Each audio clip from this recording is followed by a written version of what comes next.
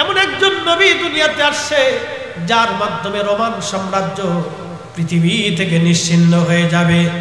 ঠিক তাই পার্সিয়ান সাম্রাজ্য নিশ্চিহ্ন হয়ে গেল, রোমান সাম্রাজ্য নিশ্চিহ্ন হয়ে গেল, কোন সাম্রাজ্যই টিকে থাকতে পারল না। আল্লাহর নবী দুনিয়াতে তশরিফ গ্রহণ করলেন। মক্কা ঘরের ভিতরে 360টা মূর্তি ছিল, একটা দুইটা মূর্তি না, 360টা মূর্তি ছিল। আল্লাহর নবী যেই সময় দুনিয়াতে জন্মগ্রহণ করলেন, ঠিক ওই সময়ে 360টা মূর্তি একসাথে সিজদার মধ্যে পড়ে গেল, ভেঙে গেল। মক্কাবাসী চিন্তায় পড়ে গেল, কারণ কি শত শত বছর ধরে যে ঘরের ভিতরে মূর্তি রাখলাম, আজ পর্যন্ত যে মূর্তি কেউ টাচ করে নাই, যেই মূর্তির সামনে সবাই মাথা নত করলো, আজকে সেই মূর্তি অটোমেটিক একা একা পড়ে গেল। কারণ কি তারা গণনা করে দেখলো, সর্বনাশ, একটা শিশুর জন্ম হয়েছে যার মাধ্যমে পৃথিবী বিজয় হবে, এই তামাম দুনিয়া তার নখদর বলে আসবে, তার অনুসারী দিয়ে তামাম দুনিয়া ভরে যাবে। বন্ধু, আজ ঠিক তাই সারা পৃথিবীতে মানুষ আছে 200-800 কোটি, মুসলমানের সংখ্যা আজ 200 কোটি। একবার জোরে বলা যাবে কি আল্লাহু আকবার। গালহালিয়ার মুসলমান রাঙ্গামাটিবাসী খুবই মনোযোগ দিয়ে কথাগুলি শুনবেন। বাজারে রাস্তাঘাটে যারা আছেন দয়া করে বসে থাকবেন না। সমস্ত মুসলমান যারা আছেন তারা এসে বসে যান মাহফিলের ভিতরে, কথাগুলি শুনবেন। আপনারা এই মিলাদুন নবীর মাহফিল করেছেন, কারণ কি এই জন্য করেছেন যে এই মাসে আমাদের মুক্তির দিশারি, নাজাতের দিশারি, যার কারণে আমরা মুক্তির রাস্তা খুঁজে পাইলাম, শান্তির পথ খুঁজে পেলাম, যার কারণে আখিরাতের নাজাতের রাস্তা খুঁজে পেলাম। পৃথিবী অন্ধকারে নিমজ্জিত হতো, যেই সময়ে নারী জাতির কোনো মূল্য ছিল না। আহা, একটু লক্ষ্য করেন, জীবন্ত নারীদেরকে কবর দিত, কেউ বাধা দিত না, কেউ বাধা দিত না, সবাই জীবন্ত নারীকে কবর দিত। সেই দিন নারীদেরকে কাবা শরীফের চারপাশে উলঙ্গ করে নারীদেরকে তাওয়াফ করানো হতো, ঘোরানো হতো। আহা, যেই দিন সামান্য কারণ নিয়ে মানুষে মারামারি, খুনোখুনি, হানাহানি করত, সামান্য কারণ নিয়ে মানুষ খুনোখুনি, হানাহানি, মারামারি করত। শুধু মারামারি হতোই না, দীর্ঘ 40-50 বছর ধরে একটানা যুদ্ধ চলত, একটানা হানাহানি, মারামারি, কাটাকাটি। সেই কঠিন জীবন থেকে আল্লাহর নবী মানুষদেরকে মুক্তির দিশা দিলেন। এই মুক্তির পথ দিতে যাওয়ার কারণে নবী অনেক কষ্ট সহ্য করেছেন। মানুষ তাকে মেরেছে, গালমন্দ করেছে। শিয়াবে আবি তালিবে আমার রাসূলকে একটানা 2 বছর বন্দী করে রাখা হয়েছে। তার অপরাধ ছিল মানুষকে তিনি মুক্তির দিশা দিয়েছিলেন, সত্যের দিশা দিয়েছিলেন, শান্তির রাস্তায় মানুষকে ডেকেছেন, আল্লাহর পথে তিনি মানুষকে ডেকেছেন। তিনি রাহমাতুল লিল আলামিন। এই রবিউল আউয়াল মাসে, এই মাসে আমাদের পৃথিবীতে তিনি তশরিফ এনেছিলেন। সেই খুশির আতিশয্যে, সে আনন্দের বসে আল্লাহ শুকরিয়া স্বরূপ আপনারা এই বেহেশতের বাগান সাজিয়ে দিয়েছেন। একবার জোরে বলা যাবে কি মারহাবা। সালাতুন ইয়া রাসূলুল্লাহ আলাইকুম, সালামুন ইয়া হাবিবাল্লাহ। হয় না? জোরে বলেন সালাতুন ইয়া রাসূলুল্লাহ আলাইকুম, সালামুন ইয়া হাবিবাল্লাহ আলাইকুম। মনোযোগ দিবেন মুসলমান। রাঙ্গামাটিবাসী, মাইকের আওয়াজ যত দূর পর্যন্ত যাচ্ছে আমার কথাগুলি আপনারা শুনবেন। আল্লাহর নবী দুনিয়াতে আসবেন, তশরিফ নবীজি রাখলেন। বর্তমান মক্কাতুল মুকাররমা, কাবা শরীফের পাশে একটা পাহাড় আছে। এই পাহাড়ের নাম জাবালে আবু কুবাইস। জাবালে আবু কুবাইস নামক একটা পাহাড় আছে। এই পাহাড়ের পাদদেশে আল্লাহর হাবিবের বেলাদতের ঘর মুবারক, হযরত আব্দুল্লাহ আমিনার ছোট্ট কুঠরি একটা ঘরে আল্লাহর নবী রাহমাতুল লিল আলামিন দুনিয়াতে আসলেন। তশরিফ রাখলেন। আল্লাহর নবী যখন তশরিফ রেখেছিলেন, পৃথিবীতে জন্মগ্রহণ করেছিলেন, পৃথিবীর সবচেয়ে বড় তখন দুইটা সাম্রাজ্য ছিল। একটা সাম্রাজ্যের নাম হচ্ছে পার্সিয়ান সাম্রাজ্য, আর একটা সাম্রাজ্যের নাম হচ্ছে রোমান সাম্রাজ্য। দুইটা সাম্রাজ্য হাজার হাজার বছর ধরে পৃথিবী শাসন করেছে। একটা সাম্রাজ্যের নাম পার্সিয়ান। পার্সিয়ান এত বড় সাম্রাজ্য ছিল, 3000 বছর ধরে তারা পৃথিবী শাসন করেছে। রোম সাম্রাজ্য বর্তমান ইউরোপ এবং পৃথিবীর বিরাট একটা অংশ মিলে রোম সাম্রাজ্য ছিল, যারা 7-8 হাজার বছর ধরে পৃথিবী শাসন করে যাচ্ছে। এত বিরাট বড় একটা সাম্রাজ্য, যাদের পতন হয় না, কেউ তাদেরকে পরাজিত করতে পারে না। লক্ষ লক্ষ সৈন্যবাহিনী তাদের, বিরাট বড় নিঃসন্দ্র প্রহরী তাদের। কিন্তু শুনবেন, পার্সিয়ান সাম্রাজ্যের প্রধান ধর্ম ছিল হলো মাজুসি ধর্ম। তারা আগুনের পূজা করতেন, আগুন।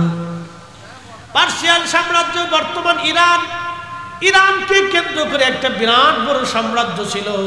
তারা আগুনের পূজা করত। 1000 বছর ধরে চলমান একটা আগুনের কুণ্ডলী, 1000 বছর ধরে সেই আগুনটা নিভে নাই কোনোদিন। আল্লাহর নবী যেই সময়ে পৃথিবীতে তশরিফ আনলেন, ঠিক ওই সময়ে পার্সিয়ানদের সে আগুন নিভে গেল। একসাথে বলবেন কি আল্লাহু আকবার।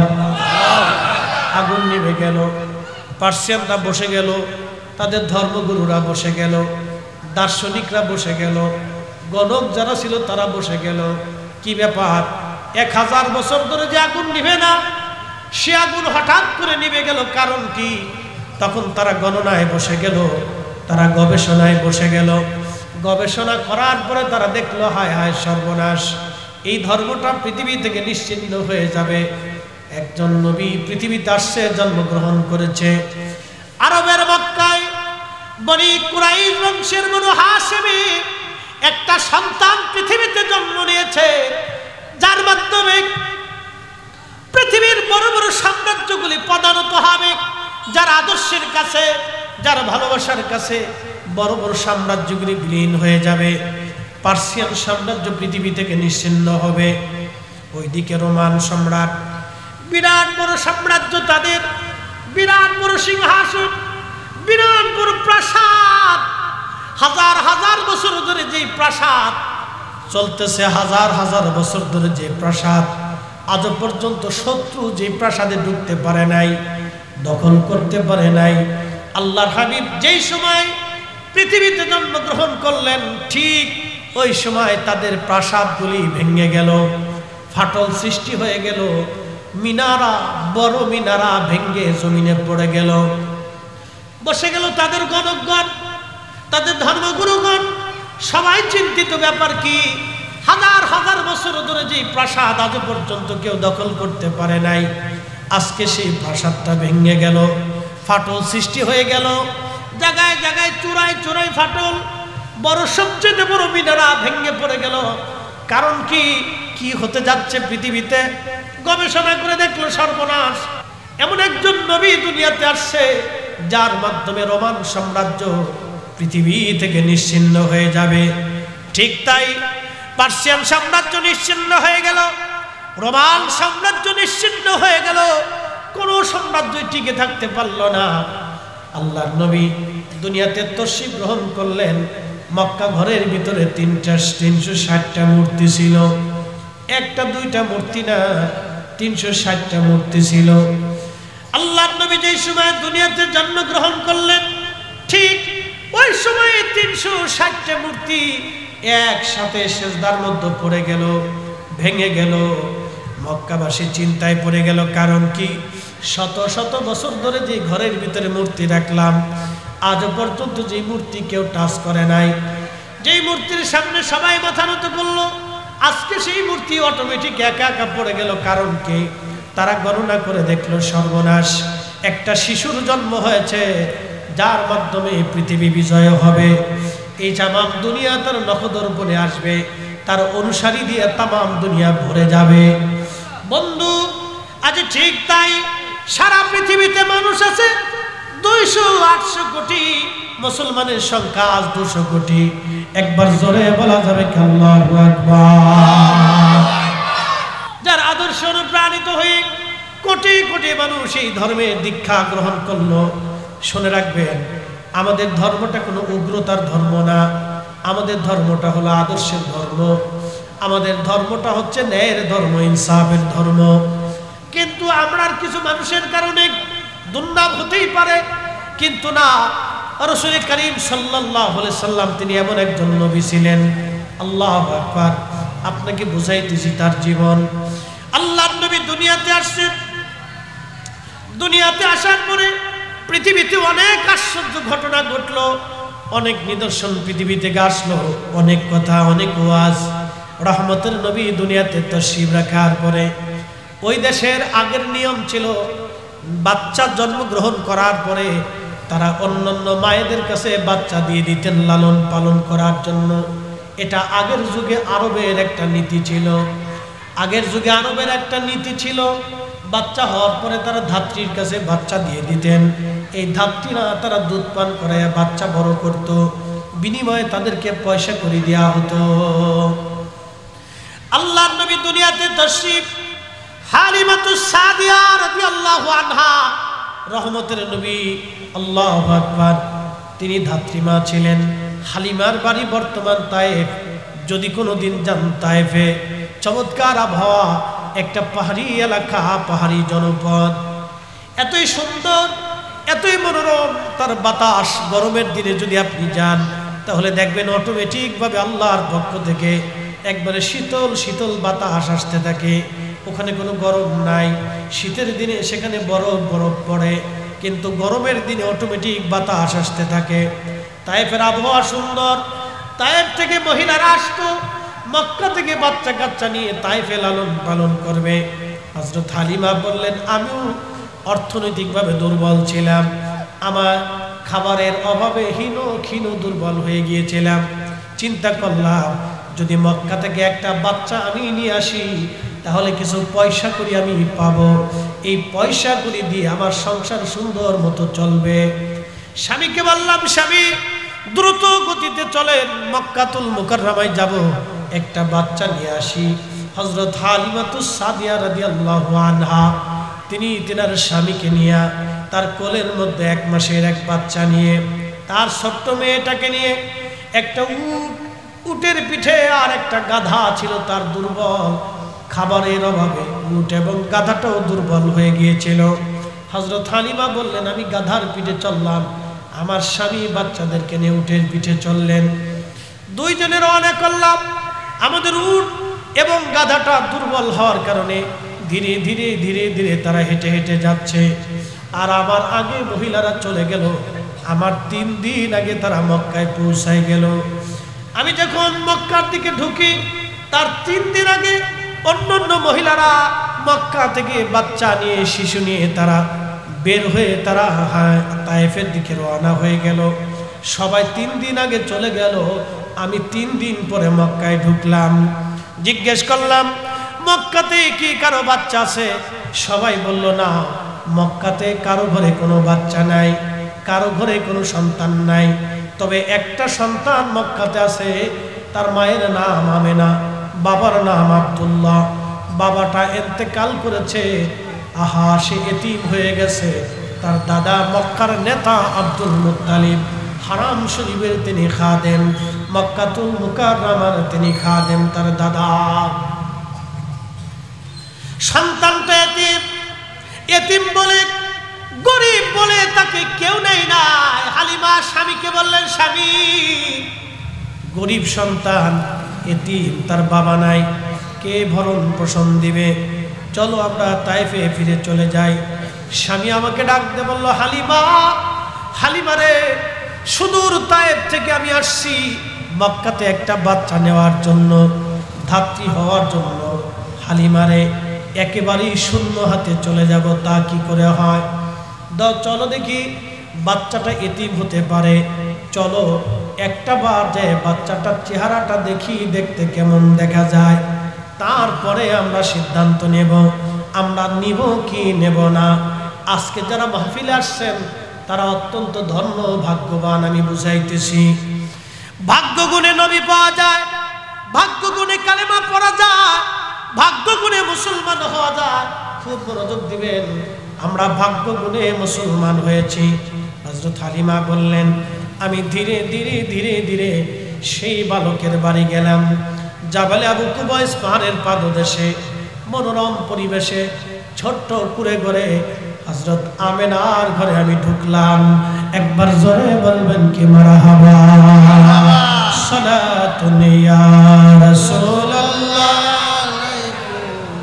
সালামুন ইয়া হাবিবাল্লাহ, আয়না সালাতুন ইয়া রাসূলুল্লাহ, সালামুন ইয়া হাবিবাল্লাহ। বুঝতে কি কোনো অসুবিধা হচ্ছে? ভাষাগত কোনো সমস্যা নাই তো? আপনাদের আঞ্চলিক ভাষা আমরা বুঝি খুব কম। হ্যাঁ, আঞ্চলিক ভাষা প্রত্যেক মায়ের ভাষাই সুন্দর। এটা ভাষাটা আল্লাহর সৃষ্টি, এটা সুন্দর, সবারটাই সুন্দর। প্রত্যেক মার ভাষা এটাই সুন্দর, সে যেটাই হোক। একে একটা ছোট্ট বাংলাদেশে 17টা ভাষা আছে এবং আঞ্চলিক ভাষার টান সিস্টেম ভিন্নতা আছে। এটা আল্লাহ পাকের সৃষ্টি, এই আমাদের কোনো হাত নেই। তবে প্রত্যেক মার ভাষাই সুন্দর। মনোযোগ দিই। তো হালিমাতুস সাদিয়া বলতেছেন, আমি দেখার জন্য আস্তে আস্তে হযরত আমেনার ঘরের মধ্যে ঢুকলাম। দেখি দোলনার ভিতরে একটা ছোট্ট বাচ্চা শুয়ে রাখা আছে। হযরত হালিমা বলতেছেন, আমি ভিতরে ঢুকলাম। ছোট্ট একটা দোলনার ভিতরে ছোট্ট একটা শিশু ঘুম পাড়ানো। হালিমা বলতেছেন, এত সুন্দর, এত সুন্দর বাচ্চা, মানুষ এত সুন্দর হতে পারে আমি কখনোই কল্পনা করি নাই। মানুষ এত সুন্দর। একবার জোরে বলবেন কি মারহাবা। ত্রিভুবনের প্রিয় মুহাম্মদ এলো রে দুনিয়ায়, যে সাগর আকাশ বাতাস দেখবি জনিয়া, আয় রে সাগর আকাশ বাতাস দেখবি জনিয়া। ধুলির ধরা বেহেশত আজ জয় করিল দিল রে লাজ, আজকে খুশির ঢল নেমেছে ধূসর সাহারায়, রে সাগর আকাশ বাতাস দেখবি জনিয়া, আয় রে সাগর আকাশ বাতাস দেখবি জনিয়া। দেখা মেনা মায়ের কোলে দোলে শিশু ইসলাম দোলে, ঠিক কিনা? দেখা মেনা মায়ের কোলে দোলে শিশু ইসলাম দোলে, কচি বুকে শাহাদাতের বাণী সে শোনায়, রে সাগর আকাশ বাতাস দেখবি জনিয়া, আয় রে সাগর আকাশ বাতাস দেখবি জনিয়া। রাঙ্গামাটির মুসলমান হালিমাতুস সাদিয়া বলতেছে, দুনিয়ার মানুষ এত সুন্দর কি করে হয়? আমি তার বক্ষর উপরে সবুজ রেশমের পোশাক দেখেছি, সবুজ রেশমের পোশাক। একসাথে বলবেন সুবহানাল্লাহ। আমি তার পৃষ্ঠদেশের নিচে সাদা সাদা রেশমের পোশাক আমি দেখেছি। আমি যখন তার ঘুমন্ত এতই চমৎকার সুঘ্রাণ আসতেছিল তার দেহ থেকে, সুবহানাল্লাহ জোরে বলবেন। এত সুন্দর সুঘ্রাণ তার দেহ থেকে আসতেছে, এতই চমৎকার সুঘ্রাণ তার দেহ থেকে আসতেছে যে এই সুঘ্রাণ পৃথিবীর কোনো সুঘ্রাণের সাথে মিল হবে না। তার বাস্তবতা আমি নিজে পৃথিবীতে দুইটা সুঘ্রাণ এখনো রসুলের সুঘ্রাণ পাবেন দুইটা জায়গা। আমি জায়গার কথা বলে দিয়ে যাই আজ। এক নম্বর বাইতুল আকসা, যেটা ইসরায়েলের সাথে ফিলিস্তিনিদের প্রতিনিয়ত যুদ্ধ হয়। এই বাইতুল আকসা মসজিদে যে পাথরের উপরে নবীজি কদম রেখে মেরাজের রাত্রিবেলা আসমান জগৎ ভ্রমণ করেছিলেন, সেই পাথরে নবীজির পায়ের চিহ্ন এখনো আছে। আল্লাহু আকবার। না না হয় না, আরো জোরে জোরে। এখনো আছে, সেই পাথর এখনো আছে বাইতুল আকসাতে, এখনো সংরক্ষিত সেই পাথর। মসজিদে বাইতুল আকসা ফিলিস্তিনে সেই পাথর এখনো আছে। প্রিয় রাসূল পাথরে কদম রাখলেন, আল্লাহ বলেন পাথর তুমি নরম হয়ে যাও, সাথে সাথে পাথর নরম হয়ে গেল। প্রিয় নবীজির পায়ের ছাপ পাথরে বসে গেল। সেই পাথর এখনো আছে। সেই পাথর থেকে অটোমেটিক একটা ঘ্রাণ আসে, আতর দেওয়া লাগে না, মেডিসিন লাগে না, কিচ্ছু না, ও দাগ এখনো আছে। সেটা সংরক্ষিত রাখা আছে কাচের ভিতরে, কিন্তু ভিতর থেকে এখনো সুঘ্রাণ 1450 বছর পর্যন্ত আছে। পৃথিবীর কোন সুঘ্রাণ আজও পর্যন্ত নেই, আজও পর্যন্ত বিজ্ঞান সেই সুঘ্রাণ তৈরি করতে পারে নাই। একসাথে বলবেন আল্লাহু আকবার। সেই একই সুঘ্রাণ আপনি আর এক জায়গা পাবেন, একবারে সহজ। এই জায়গাটা বাইতুল আকসা যাওয়াটা কঠিন হবে, বিশাল জটিলতা আছে, ওখানে যুদ্ধ বিগ্রহ চলতেছে, অশান্তি বিশৃঙ্খলা। পৃথিবীর আর এক জায়গায় সুঘ্রাণ আপনি পাবেন, সেই সুঘ্রাণ বর্তমান সৌদি আরবে মদিনাতুল মুনাওয়ারায় উহুদের পাহাড়। যেই পাহাড়ের আপনি ভিডিওতে দেখবেন, ইউটিউবে দেখবেন, পাহাড়ের একটা সাইডে পাথরের একটু ফাঁকা জায়গা আছে। পুরা উহুদ পাহাড়টা পাথরের একটা পাহাড়। এই উহুদের পাশে একটা ফাঁকা জায়গা আছে। এই ফাঁকা জায়গাতে উহুদের যুদ্ধের দিনে নবীজি বিশ্রাম করেছিলেন। নবীর এই ধর্মকে, এই ইসলামকে পৃথিবী থেকে মিটিয়ে দেওয়ার জন্য, নিঃশেষ করে দেওয়ার জন্য মক্কার কুফাররা তারা সম্মিলিত বাহিনী নিয়ে 3000 যোদ্ধা নিয়ে আল্লাহর নবীর উপরে ঝাঁপায় পড়লেন, সাহাবীদের উপরে। ওই উহুদের ময়দানে আল্লাহর নবী যোহরের আর আসরের নামাজ একটা জায়গায় পড়েছিলেন, সেখানে এখন মসজিদ করে রাখা হয়েছে। ওই জায়গাটা আসরের নামাজের পরে অতর্কিত হামলায় আল্লাহর নবীর দন্ত মুবারক শহীদ হলো, ভেঙে গেল, মাথা মুবারক কেটে গেল, রক্ত বের হতে লাগলো। ওখান থেকে জিব্রাইল আমিন এবং সাহাবীরা ধরে নিয়ে সেই উহুদের পাহাড়ের সেই ফাঁকা জায়গাটা, সেই ফাঁকা জায়গার মাঝখানে নবীজিকে নিয়ে বিশ্রাম করানো হলো সারা রাত। সারা মদিনায় জানাজানি হলো, নবী নাই, নবী শহীদ হয়ে গেছে। এইখানে যদি আপনি যান তাহলে 1450 বছর পরেও আল্লাহর হাবিবের সুঘ্রাণ আপনার নাকে আসবে। একবার জোরে বলবেন তো আল্লাহু আকবার। আমি নিজের আর সাক্ষী। এবছর হজে আগের বার গেছি, কিন্তু জায়গাটা তার কাটা দিয়ে ঘিরে রাখা ছিল, ঢুকতে দেয়নি।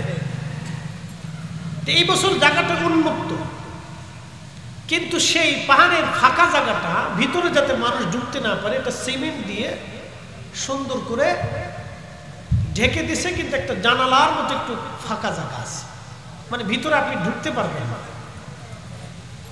তো আমি মুনাজ্জিমকে বললাম যে আপনি দয়া করে আমাকে নিয়ে চলে। তা আমি বললাম ওখানে তো দিনে ঢুকতে দেয় না, পুলিশে বাধা দেয়, ঝামেলা করে, তা আমি রাত্রে যাব। আল্লাহি, আল্লাহর কসমে মাহফিল সাক্ষী, আমি যাচ্ছিলাম। তা আমি একা না, আমার সাথে 4-5 জন আলেম ছিল। তো মুনাজ্জিম যিনি, তিনি আমাকে নিয়ে গেলেন। রাত্রিবেলা আমরা গেলাম, চিন্তা করলাম ওখানে এসা পড়ব।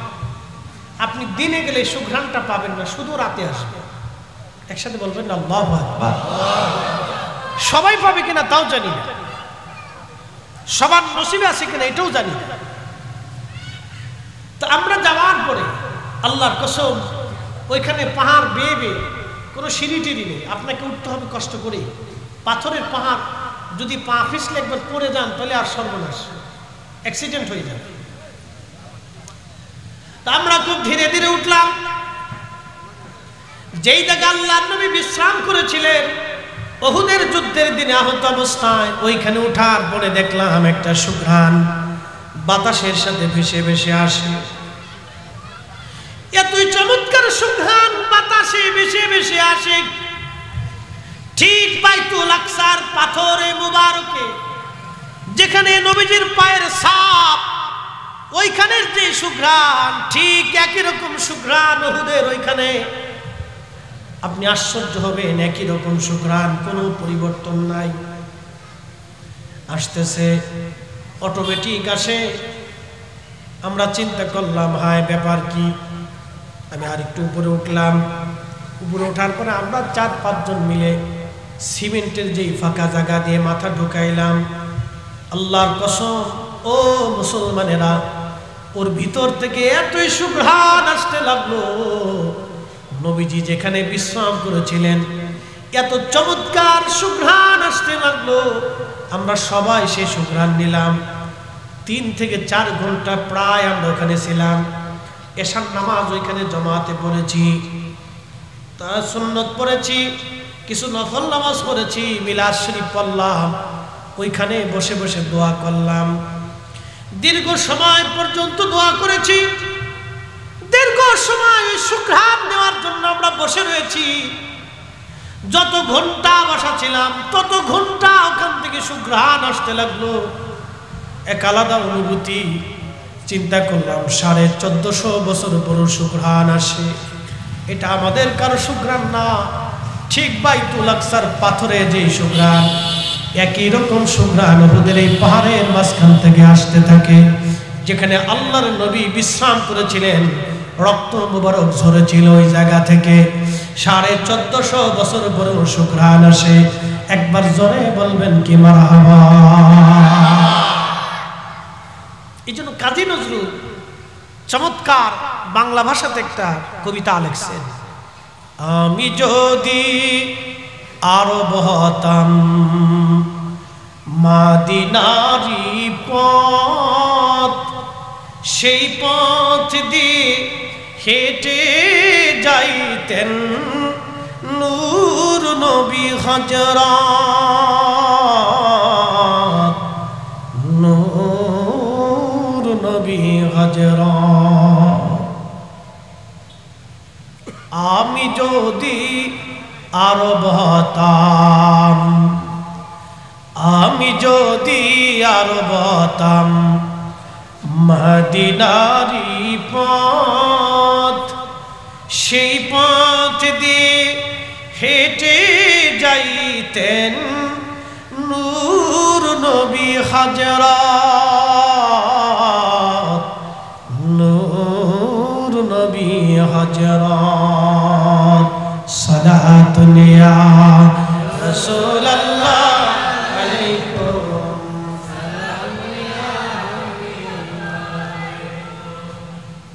বুঝতে কি আপনাদের কোনো অসুবিধা হচ্ছে? এই সুঘ্রাণ আপনি 1450 বছর পরেও পাবেন। এখন কেউ যদি মনে করেন যে আমি নবীর মতো আর নবী আমার মতো, তাহলে এই ধরনের ভ্রান্ত আকীদাতে আমরা কখনো গ্রহণ করতে পারবো? একসাথে বলেন, পারবো? এই সমস্ত ভ্রান্ত কথা আমরা এটা মেনে নিতে পারবো? কখনোই সম্ভব না, অবশ্যই না। হালিমাতুস সাদিয়া বলতেছেন, হালিমাতুস সাদিয়া বলতেছেন, আমি রেশমের কাপড় দেখেছি জান্নাতে, সবুজ এবং সাদা, ভিতর থেকে চমৎকার সুঘ্রাণ আসতেছিল শিশু নবী। আল্লাহু আকবার। আমি সুঘ্রাণটার পরিচয় দিতে যে 2টি স্থানের পরিচয় এখনো দিছি, 2টা রানিং দেখা স্থান, একবারে প্রসিদ্ধ, এখান থেকে আপনি ঘ্রাণ পাবেন। আমি আজকে বলছি, যদি কোনোদিন আপনি মদিনাতে যান তাহলে এখান যাবেন, দিনে না রাত্রে যাবেন। যদি রাত্রে যাওয়ার সুযোগ নসিব আপনার হয় তাহলে ওইটা জায়গা বসবেন, বসার পরেই বুঝবেন যে ফরিদি সাহেব সত্য বলল না মিথ্যা বলল। আপনি সুঘ্রাণে দিনে পাবেন, আমি দিনে কয়েকবার গেছি, দিনে পাইনি। এখন দিনে কেন পাইলাম না সেটা আমি জানি, শুধু রাত্রে সুঘ্রাণটা আসে। কেন আসে আমি তাও জানি, এর কোনো বৈজ্ঞানিক ব্যাখ্যা নেই। আপনি গেলে পাবেন, না গেলে পাবেন, চাক্ষুষ বসলে পাবেন, না বসলে পাবেন, এর কোনো বৈজ্ঞানিক ব্যাখ্যা আমি দিতে পারি। ইসলামের অনেক কিছুই আছে আপনাকে বৈজ্ঞানিক ব্যাখ্যা দেওয়া সম্ভব না।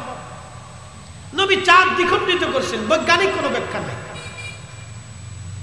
আল্লাহ নবী যদি কোনোদিন আপনাদেরকে ঠিকানা দিয়ে যায়, মদিনা শরীফ থেকে আপনি উহুদের দিকে, দুঃখিত বদরের দিকে যাবেন, যাওয়ার সময় একটা এলাকা আছে বীরে রুহা, বীরে রুহা, আর একটা জায়গা আছে বীরে শেফা। একসাথে বলবেন না মারহাবা। এই বীরে শেফাতে, বীরে শেফা মানে কুয়া, কুয়া। ও দেশে তো আপনি কুয়া ছাড়া পানির কোনো ব্যবস্থা আগে ছিল না, এটা কল্পনা অসম্ভব। যদি আগামী বছর কেউ হজে যান তাহলে বুঝবেন যে হজ কত কষ্টের। আর আরবের মাটি, আরবের আবহাওয়া, আরবের সূর্যের তাপ কত কঠিন, আপনি হজে না গেলে বুঝবেন না। আরাফার মাঠে আমি বসে রয়েছি, আমাদের তাঁবুর পাশে এক মিশরি মারা গেল প্রচন্ড গরমে, হিট স্ট্রোকে। দুইজন মিশরি, একজন জায়গার উপর মরে গেল, আর একজন এই ছটফট করতে লাগলো গরমে, ঠান্ডা বরফ পানি নিয়ে গেল। চিন্তা করলাম, আরে আল্লাহর একজন বান্দা এইভাবে পড়ে মরে যাবে, কোন ডাক্তার নাই, এত মানুষ, লক্ষ লক্ষ মানুষ। আরাফা থেকে মুজদালিফা হয়ে, জমারাত হয়ে, মিনা হয়ে, এরপরে মক্কাতুল মুকাররমা হয়ে, আল্লাহর ঘর 7 তাওয়াফ করে, 7 সাই করে হোটেল পর্যন্ত আসতে 30 কিলো রাস্তা আপনাকে পায়ে হাঁটতে হবে। গাড়িতেও করে যাওয়া যায়, সিস্টেম আছে, ওরা বৃদ্ধ যারা, বয়স্ক যারা তারা করে। কিন্তু হাইটে হজ করার মজা আলাদা, এই মজা আপনি গাড়িতে পাবেন না। একদিক দিয়ে পানি পান করবেন, আর একদিক দিয়ে পানি ঘামের সাথে বেরোয় যাবে। এত প্রচন্ড লু হাওয়া, আপনার জিহ্বা শুকায় যাবে, নাক শুকিয়ে যাবে, আপনার শ্বাস শুকিয়ে আসবে যদি আপনি পানির পান না করেন। একটার পর একটা পানি, একটার পর একটা, 10 মিনিট পর পর চলে। কিন্তু আপনি পেশাব করতে আসার পরে দেখবেন হলুদ হয়ে গেছে, কারণ কি? সব ঘামের সাথে বেড়ে যাবে। এই প্রচন্ড লু হাওয়ার ভিতরে রাসূলকে আল্লাহ পাঠাইল, প্রচন্ড সুঘ্রাণ আসতে লাগলো। হালিমাতুস সাদিয়া বলেন, আমি একটা নজর দেখার পরে দেখলাম মানুষ এত সুন্দর কি করে হয়। আমি মোহিত হয়ে গেলাম, বিমোহিত হলাম। স্বামীকে বললাম, স্বামী আমি বাচ্চা না ছেড়ে না নি তায়েফে যাব না, পয়সা দিক বা না দিক, আমি বাচ্চা নিয়েই যাব। একসাথে বলবেন না আল্লাহু আকবার। শোনেন, একটা কথা আজকে বলে দিয়ে যাই, আপনাদের এই অঞ্চলে পাহাড়ি বাসিন্দা যারা আছে, ভিন্ন ভিন্ন ধর্মের হতে পারে, মুসলিম, হিন্দু, বৌদ্ধ, খ্রিস্টান, আরো যত ধর্ম আছে। আমি সব ধর্মের পরিচয় জানি না, জানি না, কিন্তু সবাই মানুষ। সবাই কি? না না, একসাথে বলেন সবাই কি? না, জোরে বলেন সবাই কি? মানুষ। সবার ব্যথা কিন্তু এক, সবার দুঃখ কিন্তু এক, সবার ক্ষুধার যন্ত্রণা কিন্তু এক। ক্ষুধার কিন্তু কোনো ধর্ম নাই, ক্ষুধার কিন্তু কোনো বংশ নাই। আপনার ক্ষুধা লাগলে যেরকম যন্ত্রণা হয়, একজন বৌদ্ধ ধর্মের মানুষের ক্ষুধা লাগলে একই রকম যন্ত্রণা হয়। আপনি সন্তান মারা গেলে যেমন আপনার কষ্ট লাগে, একজন হিন্দু ধর্মের মায়ের সন্তান মারা গেলে একই রকম কষ্ট লাগে। কষ্ট, এটার কোনো ধর্ম নাই, এটার কোনো বংশ নাই, এটার কোনো জাত নাই, এই এক জাত, একই। এজন্য ইসলামের বিধান হচ্ছে, আইন হচ্ছে, তুমি অন্য ধর্মের মানুষ, তুমি তাকে নিরাপত্তা দিবা। ইসলাম ধর্মের বিধান হচ্ছে, তুমি অন্য ধর্মের মানুষ, তার ঘরে যদি খাবার না থাকে তুমি খাবার পৌঁছাবা। তার ঘরে যদি তোমার অসুস্থ লোক থাকে তাহলে তুমি সেবা করবা। শোনেন, একটা কথা বলি, ডাক্তাররা যখন মানুষকে চিকিৎসা করে তখন কি ধর্ম দেখে চিকিৎসা করে, কি দেখে চিকিৎসা করে? মানুষ দেখে চিকিৎসা করে। ডাক্তারের কাছে কিন্তু কোনো ধর্ম নাই। সে মুসলিম ডাক্তার হোক, বৌদ্ধ ধর্মের হোক, এই হিন্দু ধর্মের হোক, ও আপনার খ্রিস্টান ধর্মের হোক, সব ধর্মের ডাক্তাররা চিকিৎসা করার সময় কিন্তু মানুষ দেখে চিকিৎসা করে। আমরা গেলেও আমাদের সাথে সুন্দর আচরণ করে। আমি ইন্ডিয়াতে ডাক্তার দেখেছি, হিন্দু ডাক্তার, আমাকে দীর্ঘ সময় পর্যন্ত চিকিৎসা করাইলেন, খুব সুন্দর চিকিৎসা। আমাকে দেখে দেখে দেখে দেখে পাঁট পাঁট পাঁট পাঁট বুঝিয়ে বুঝিয়ে বললেন আপনাকে এটা এটা করতে হবে, এটা এটা করা যাবে না। তিনি তো হিন্দু, তিনি ইচ্ছা করলে আমি মুসলিমদের, আপনাদের মুসলমানদের একজন হুজুর আলেম, তিনি তো আমাকে ভুল চিকিৎসা করে দিতে পারতেন যে মুসলমান ধর্মের, ওর আমি ভুল চিকিৎসা দিয়ে দিই। না, তাদের নেই। তাহলে ডাক্তারদের কাছে কোনো ধর্ম আছে? একটা ধর্ম, মানুষ। এই জন্য সবাই মিলেমিশে থাকা, এটা হচ্ছে ইনসানিয়ত, এটাই পৃথিবী। সবাইকে নিয়ে পৃথিবীতে বসবাস করতে হয়, সবার দুঃখে দুঃখী হইতে হয়, সবার দুঃখে দুঃখী হইতে হয়, সবার সুখে সুখী হইতে হয়। দরিদ্র পীড়িত অসুস্থ মানুষ সে যে ধর্মেরই হোক, তাকে খাবার দিতে হয়, চিকিৎসা দিতে হয়। এটার নাম ইসলাম। একসাথে বলবেন না মারহাবা? না না, আরো জোরে না। ইসলাম আমাদের রাসূল এগুলি শিখিয়ে দিয়ে গেছে। প্রিয় মুসলমান, খুবই মনোযোগের সাথে কথাগুলি শুনবেন। হালিমাতুস সাদিয়া রাদিয়াল্লাহু আনহা নবীজির ঘুম ভাঙানোর জন্য বক্ষ মোবারক থেকে সবুজ রেশমের কাপড় তিনি সরাইলেন। সবুজ রেশমের কাপড় সরাইয়া আল্লাহর নবীর বক্ষ মোবারকে আলতো আলতো করে তিনি মেসেজ করতেছিলেন যাতে আমার নবীর ঘুম ভেঙে যায়। ঘুম ভেঙে গেল, নবীর মুস্কি হাসি দিলেন।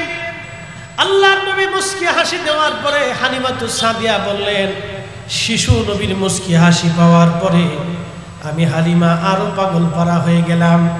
আমি লক্ষ্য করলাম নবীজির জুলফি মুবারক, দুই বুরু মুবারকের মাঝখান থেকে একটা নূর মুবারক বের হয়। একসাথে বলবেন আল্লাহু আকবার। শোনেন, রাসূল আর আমরা এক জিনিস না। ইমাম মোল্লা আলী কারি মক্কি আজ থেকে 400 বছর আগে মক্কায় বসে বসে কিতাব লিখছেন, আল মাওরিদুর রাবি ফি মাউলিদিন নবী সাল্লাল্লাহু আলাইহি সাল্লাম। আমার ঘরে আছে, মূল কপিটা আরবিটা আমার ঘরে আছে। আল মাওরিদুর রাবি ফি মাউলিদিন নবী সাল্লাল্লাহু আলাইহি সাল্লাম, মূল কপিটা আমার ঘরে আছে। লেবাননের বৈরুত থেকে কিতাবখানা আনা। তিনি লিখতেছেন, হযরত হালিমাতুস সাদিয়া বললেন, নবীজির কপাল মুবারক থেকে একটা নূর মুবারক বের হইয়া খিলালাস সামা, মধ্য আকাশ পর্যন্ত নূর মুবারক চলে গেল। একবার জোরে বলবেন আল্লাহু আকবার। আমি যদি আরব হতাম, আমি যদি আরব হতাম, মদিনারি পথ, সেই পথ দিয়ে হেঁটে যাইতেন নূর নবী হযরত, নূর নবী হযরত। বন্ধু আমার, খুব মনোযোগ দিবেন। হযরত হালিমাতুস সাদিয়া বলেন, নূর মুবারক খিলালাস সামা, অর্ধ আকাশ পর্যন্ত চলে গেল এই নূর। আমি কপাল মুবারকে চুমা লাগাইলাম। অতএব রাসূলকে জানাতানা মনে করবেন না। যদিও কুল ইন্নামা আনা বাশার, আল্লাহ বলেছেন হুজুর আপনি বলে দেন আপনি তাদের মতো মানুষ। নবী মানুষ, নবী ফেরেশতাও না, জিনও না, তিনি মানব জাতির। কিন্তু একটা কথা মনে রাখবেন, 1450 বছর পরও উহুদের নবীর বিশ্রামের জায়গা থেকে ঘ্রাণ আসে। 1450 বছরে কদম মুবারক রেখে যাওয়া পাথর থেকে সুঘ্রাণ এখনো বাইতুল আকসা থেকে আসে। নবীজির চুল মুবারক এখনো যেখানে সংরক্ষিত, 1450 বছর পরেও সেখান থেকে সুঘ্রাণ আসে। আহা, অতএব সহজ করে দেখবেন না, এই মিলাদুন নবীর মাহফিলকে ছোট করে দেখবেন না। আপনি যেই তরিকার হন, আপনি যেই পীরের মুরিদ হন, ভাই আমার, ছোট করে দেখবেন না, এটাকে সহযোগিতা করবেন, ভালোবাসবেন। বলেন হুজুর কারণ কি? বলে দিয়ে যাই, আমার মাথায় পাগড়ি আছে না নাই? আছে। এই পাগড়ির যে কাপড়, এই কাপড় দিয়ে কিন্তু অনেকে লুঙ্গি বানায়। আপনি যদি লুঙ্গি পরেন, খুলে যদি যায়, এই লুঙ্গি উঠাইয়া কেউ চুমা লাগায় না, এটা দিয়ে জাঙ্গে বানানো হয়। ওটা খুলে পরে দেওয়ার পরে কেউ চুমা লাগায় না, মোজা বানানো হয়। ওটা খোলার পরে কেউ মোজাতেও চুমা দেয় না। একই কাপড় দিয়ে যদি টুপি বানানো হয়, এই টুপিটা মাথার থেকে পায়ের নিচে পড়ে গেলে সবাই এটাকে উঠাইয়া পরিষ্কার করে কেউ চুমা লাগায়, কেউ মাথায় দেয়। আচ্ছা, নবীর সুন্নতের জন্য যদি একটা কাপড়ের দাম বেড়ে যায়, ওই কাপড়টা, ওই টুপিটা রাসূলের সাথে সম্পর্কিত হওয়ার জন্য যদি টুপির দাম বেড়ে যায়, কাপড়ের মূল্য বেড়ে যায়, তাহলে বলেন তো এই মাহফিলটা মিলাদুন নবী আমার নবীর সাথে সম্পর্ক হওয়ার কারণে মাহফিলের দাম বেড়ে গেল, মাহফিলে যারা আসলো তাদেরও দাম বেড়ে গেল। কথা বলেন ঠিক না বেঠে? কারো মনে বিরূপ ধারণা আসতে পারে যে এগুলি কি। শোনেন, একটা কথা আজকে বলে দিয়ে যাই, দিন শেষে আমরা কিন্তু সবাই মৃত্যুবরণ করব। যে ধর্মেরই হক, যে ধর্মেরই হোক, যে গোষ্ঠীরই হোক, যে বংশেরই হোক, কুল্লু নফস, কোরআন শরীফে 1450 বছর আগে আল্লাহ বলেছেন কুল্লু নফস, প্রত্যেক জীবন, প্রত্যেক জীবন। সে আপনার বাড়ির আম গাছ, জাম গাছ, কলা গাছ, কাঁঠাল গাছ, পেঁপে গাছ, লেবু গাছ, ও জমিনের ঘাস, ওই গরু, ছাগল, হাঁস, মুরগি, ভেড়া, বকরি, একদিন না একদিন কুল্লু নাফস দাইকাতুল মাউত, তাকে মৃত্যুর স্বাদ আস্বাদন করতে হবে। আল্লাহ বলেছেন প্রত্যেক জীবনের মৃত্যুর স্বাদ আস্বাদন করতে হবে, প্রত্যেক জীবনের মৃত্যুর স্বাদ আস্বাদন করতেই হবে, করতেই হবে, করতেই হবে। যত বড় সায়েন্টিস্ট, বিজ্ঞানী, দার্শনিক, গণিতবিদ, ডাক্তার, ডক্টর, পারমাণবিক বিজ্ঞানী, প্রেসিডেন্ট, সেনাপ্রধান, সে যাই হোক, মালাকুল মউত ফাইন্নাহু মুলাকিকুম, মৃত্যু তার সাথে মুলাকাত করবে, মরণ তার সাথে মুলাকাত করবে। কখন করবে, কোন সময় করবে, বান্দা জানে না, বান্দা জানে না। একমাত্র যিনি জানেন তিনি কে? না হয় না, আওয়াজটা দুর্বল লাগে। তিনি কে? তিনি কে? কোনো সন্দেহ আছে? হ্যাঁ, আজ পর্যন্ত কেউ বলতে পারে না আমি অমুক জায়গা, ওই স্থানে, এখানে, এমুক টাইমে, এই সময়, এই মুহূর্তে মারা যাবে। নবীরা ছাড়া, আর বিশেষ আল্লাহর ওলিরা ছাড়া, তাদেরকে আল্লাহ জানাইতেন, তারা বলতেন। কেউ পারে, কেউ পারে। কোরআন বলছে ফাইন্নাহু মুলাকিকুম, মৃত্যু তার সাথে মুলাকাত করবে, সাক্ষাৎ করবে, দেখা দেবে, তাকে হরণ করে নিয়ে চলে যাবে। আচ্ছা, প্রশ্ন করি, জবাব দেবে। মৃত্যু এটা বাস্তব না অবাস্তব? জোরে বলেন, জোরে জোরে জোরে। বাস্তব। আচ্ছা, যাকে নিলেন তিনি কে? আব্দুর রহিম, আব্দুল করিম বা আব্দুল্লাহ বা যে সে যেই হোক ইত্যাদি। যাকে নিলেন, যার ভিতর থেকে যাকে নিয়ে গেলেন তাকে দেখা গেছে? জোরে বলেন। যিনি নিলেন তাকে দেখা গেছে? যেই জগতে নিছেন সেই জগৎ দেখা গেছে? কিন্তু তিনি যে তাকে নিয়ে যা হলো এটাও সত্য, সে চলে গেল এটাও সত্য। কি কথা কর না? যাকে নিছে সেও সত্য। কে নিছে? আমি ফরিদি আপনাদের সামনে ওয়াজ করতেছি। যদি আমার ডাক 1 মিনিট পরে আসে, 1 মিনিট পরে আপনাদের সামনেই চলে যাবে। 1 মিনিট আগে আমি ওয়াজ করলাম, 1 মিনিট পরেই আমাকে আল্লাহ নিয়ে গেলেন। এই যে যিনি চলে গেলেন তিনি ফরিদি, কিন্তু এই বডিটা পরে রইল, স্ট্রাকচার এটা পরে রয়েছে। যাকে নিয়ে গেলেন তিনি মুফতি জহিরুল ইসলাম ফরিদি, তাকে নিয়ে চলে গেলেন। যিনি নিলেন তেনাকেও দেখা গেল না, যাকে নিয়ে চলে যা হলো এটাও সত্য। সে চলে গেল এটাও সত্য। কিন্তু এই বডিটা পরে রইল, স্ট্রাকচার এটা পরে রয়েছে। যাকে নিয়ে গেলেন তিনি মুফতি জহিরুল ইসলাম ফরিদি, তাকে নিয়ে চলে গেলেন। যিনি নিলেন তেনাকেও দেখা গেল না, তার ভিতরের জন কেউ দেখা গেল না, যে নিয়ে গেল তাকেও দেখা গেল না, যার হুকুমে নিল তাকেও দেখা গেল না, যেই জগতে নিল সেই জগতও দেখা গেল না। কিন্তু গেল সত্য, নিল সত্য, হুকুমও সত্য, জগতও সত্য। কি কথা বল না, ঠিক কিনা? বুঝে যাবে। এই কথাটুকুন কেউ যদি বুঝে তাহলে সে আখিরাত বুঝবে, সে আখিরাত বুঝবে। 1450 বছর আগে কোরআন বলতেছে, কুল, হুজুর আপনি বলে দেন, আপনার উম্মতকে বলেন, মানুষ জাতিকে বলে দেন, কুল ইন্নাল মাউতাল্লাযী তাফিরুনা মিনহু, মানুষ মৃত্যু থেকে পালায়।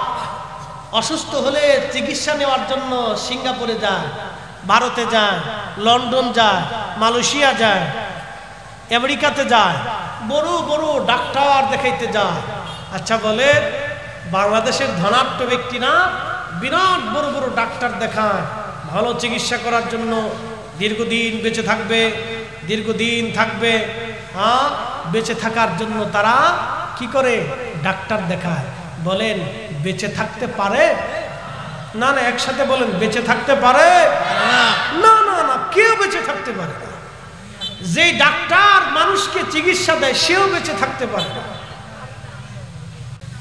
1450 বছর আগে কোরআন বলতেছে, হুজুর উম্মতকে বলে দেন, উম্মত বাঁচার জন্য চেষ্টা করে, মৃত্যু থেকে পালায়। আমরা রাত্রিবেলা গাড়িতে চলি, আপনারা যখন ঘুমান তখন আমরা রাস্তায় থাকি। জগতের মানুষ যখন নির্ঘুম থাকে, ঘুমিয়ে থাকে, তখন আমরা রাস্তায় থাকি। আহা, এই যে আমার ওয়াজের জীবনের প্রায় 14-15 বছর পার হয়ে গেল, আজও পর্যন্ত রাস্তাতে কোনো দুর্ঘটনার শিকার আমি হই নাই। যিনি রক্ষা করলেন, জবান খুলে বলেন তো তিনি কে?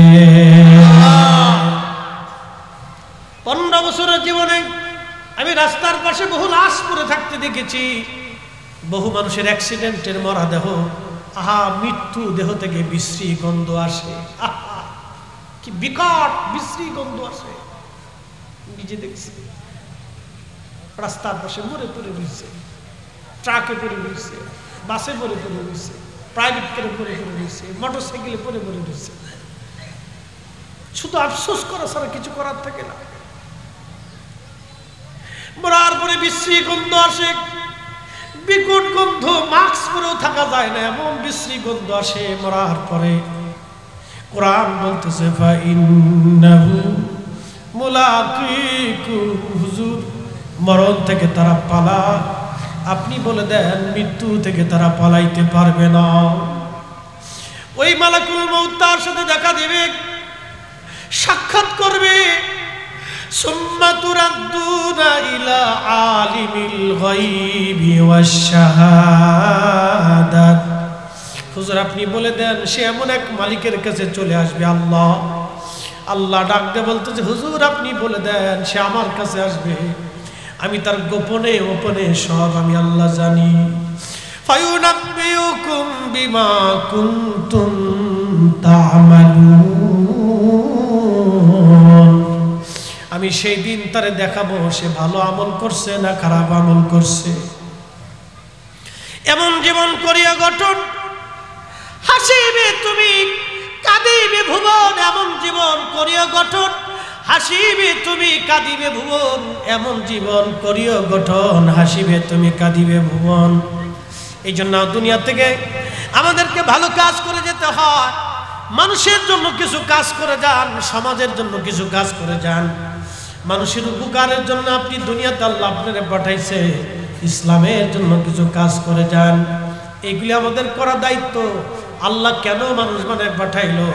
আল্লাহ গরু ছাগল বানাইতে পারত, হাঁস মুরগি ভেড়া উট দুম্বা হাতি বানর শিয়াল কুত্তা এগুলি বানাইতে পারতো, কিন্তু আল্লাহ আপনাকে মানুষ বানাইছে। মানুষ হয়ে মানুষের কাজ করা লাগবে, মানুষ হয়ে মানুষের কাজ করা লাগবে, মানুষ হয়ে মানুষের কাজ করা লাগবে। খুব মনোযোগ দিয়ে আল্লাহর নবী দুনিয়াতে তশরিফ আনলেন। হালিমাতুস সাদিয়া বললেন, দুনিয়ার মানুষে আমি আমার রসুলকে কোলের মধ্যে নিয়ে নিলাম। স্বামীরে বললাম, স্বামী গো, এই বাচ্চা ছাড়া আমি তায়েফে ফিরে যাব না, এই বাচ্চা নিয়ে তারপরে আমি যাব, পয়সা দিক বা না দিক এই বাচ্চা ছাড়া আমি যাব না। একবার জোরে বলবেন কি মারহাবা। আহা, যারা মিলাদুন নবীর মাহফিল আজকে সাজাইলেন তারা ধন্য, যারা বসছেন তারা ধন্য। মেহেশরের মাঠে রাসূলের কদম মোবারকে জায়গা হবে। ভাবতেছেন এই দুনিয়ার জিন্দেগি শেষ না, এরপরে আর একটা জীবন আছে। আপনি কোথায় ছিলেন? যদি প্রশ্ন করি কোথায় ছিলেন? আগে ছিলেন মায়ের রেহেমের ভিতরে। কতদিন পরে আপনাকে এই বডি বানানো হলো? 4 মাস পর্যন্ত আল্লাহ আপনার এই বডিটাকে মায়ের পেটে বানাইলেন। আপনি কিছুই ছিলেন না, কিচ্ছু ছিলেন না, আপনি দুর্বল ছিলেন, শক্তিহীন ছিলেন, আপনার আমার কোনো ক্ষমতা ছিল না। মায়ের রেহেমে জরায়ুর ভিতরে নিরাপদ আধারে আল্লাহ রাব্বুল আলামিন আপনাকে বানাইলেন কি দিয়া জানেননি? সুম্মা জাআলা নাসলাহু মিন সুলালাতিন মিন মাইন মাহিন। কোরআন বলতেছে, হুজুর উম্মতকে জানান আমি মানুষ তৈরি করেছি মায়ের রেহেমে, বংশ বিস্তার করেছি, সন্তান দিয়েছি, নাতি নাতকুর দিয়েছি, ভাই ব্রাদার আত্মীয় স্বজন দিলাম, এ সব কিছুই আমি আল্লাহর দান। কিন্তু সৃষ্টি করলাম বাবার পৃষ্ঠদেশ থেকে নির্গত একটু পানি, বাবার পৃষ্ঠদেশ থেকে নির্গত একটু পানি, মায়ের বক্ষ দেশ থেকে নির্গত একটু পানি, দুইটা পানি আল্লাহ একত্রিত করলেন, মায়ের রেহেমের ভিতরে আল্লাহ রিফাইন করলেন।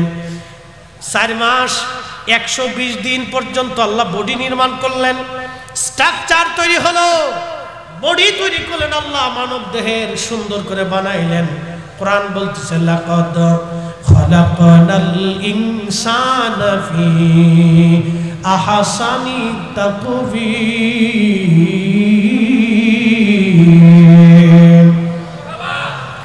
আল্লাহর কোরআন বলতেছে আমি মানুষ সুন্দর করে বানাইছি। দেখবেন একটা শিশু যখন দুনিয়াতে আসে, তার ঠোঁট সুন্দর, তার দাঁত সুন্দর, জিহ্বা সুন্দর, তার ঠোঁট সুন্দর, তার জিহ্বা সুন্দর, চোখ সুন্দর, কান সুন্দর, সব সুন্দর, কিন্তু দাঁত আল্লাহ দেয় নাই। আচ্ছা, দাঁত দেয় নাই কেন বলেন তো? আল্লাহ কি জন্মগতভাবে দাঁত দিতে পারতেন না? হাত দিলেন, চোখ দিলেন, কান দিলেন, নাক দিলেন, পা দিলেন, ঠোঁট দিলেন, অঙ্গ প্রত্যঙ্গ দিলেন, মাথার চুলও দিলেন, কিন্তু দাঁত দিলেন না। কারণটা কি বলতেছি? আপনি ছোটকালে মার দুধ পান করছেন, দাঁত যদি থাকতো ওই সময় মারে কামড় দিতেন, মার কষ্ট হতো, মা ব্যথা পাইতো, আপনি বুঝতেন না তো, আপনি শিশু ছিলেন, কষ্ট পেত মা, এই জন্য আপনারা দাঁত দেয় নাই তখন। একসাথে বলবেন না আল্লাহু আকবার। আল্লাহর সৃষ্টির ভিতরে কোনো খুঁত আছে? কোনো খুঁত নেই। রব কোরআনে বলতেছে আমি মানুষকে সুন্দর অবয়ব দিয়ে সৃষ্টি করেছি। তা কোথার থেকে? পানি থেকে। পানি, পানি তো চিনেছেন, যেটাকে বাংলায় বলে বীর্য, আরবিতে বলে নুতফা। পানি থেকে সৃষ্টি করছি। আল্লাহু আকবার। এই জন্য আল্লাহর কোরআন বলতেছে কাইফা তাকফুরুনা বিল্লাহি ওয়া কুনতুম আমওয়াতা।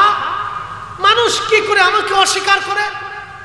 আমি যে রব, আমি স্রষ্টা, আমি খালিক, আমি মালিক, আমি তাকে সৃষ্টি করছি, মানুষ কি করে অস্বীকার করে? অথচ সে নির্জীব ছিল, সে মায়ের আধারে ছিল, সে বাবার পৃষ্ঠদেশে ছিল, সে পানির সাথে মিক্সার ছিল, তার অস্তিত্ব ছিল না, ক্ষমতা ছিল না, কিচ্ছু ছিল না। আমাদের রাষ্ট্রপ্রধান, প্রধান উপদেষ্টা, উপদেষ্টারা, সেনা প্রধান, পুলিশ প্রধান, বিজিবি প্রধান, সেনাবাহিনী প্রধান, ধর্মীয় প্রধান, নেতা, আমরা যারা আছি পয়সাওয়ালা, ধনী, কোটি টাকার মালিক, আমরা কি ছিলাম? কিচ্ছু ছিলাম না, শক্তি ছিল না। এখন পয়সা হইয়া গরম হয়ে গেছে, ক্ষমতা হইয়া দেমা গালা হয়ে গেছে, এখন একটু ক্ষমতা পাইয়া পাগল হয়ে গেছে, বিরাট বড় অফিসার হইয়া একবারে বিরাট কিছু মনে করতেছে। ধাত মিয়া, মানুষের কিচ্ছু ছিল না, মানুষের কিচ্ছু থাকবে না। এই জন্য দুনিয়াতে অহংকার করতে হয় না, গর্ব করতে হয় না, ক্ষমতা পাওয়ার পরে ক্ষমতার অপব্যবহার করতে হয় না। এই ক্ষমতাকে গরিব মানুষের জন্য, দরিদ্রদের জন্য কাজে লাগাইতে হয়। কথা বলেন ঠিক না? মানুষ বুঝে না তো, মানুষ মনে করে বিরাট কিছু পেয়ে গেছে। আসলে সে তো কিচ্ছু ছিল না, সে নির্জীব ছিল, সে দুর্বল ছিল, হীন ছিল, ক্ষীণ ছিল, তার কি ছিল? কিচ্ছু ছিল না। আচ্ছা, মরে যাওয়ার পর আর কিছু থাকে? হ্যাঁ, প্রেসিডেন্ট মরার পর আর কিছু থাকবে? পাওয়ার আছে? ওই পর্যন্ত কবরে দিয়ে দুই চারটে ফুল টুল দিয়ে সবাই চলে আসবে। তারপরে ফেরেশতারা কি দুর্মুখ চালান না লাঠি চালান না কি চালান দিবে, ওই আর খোঁজ খবর নাই।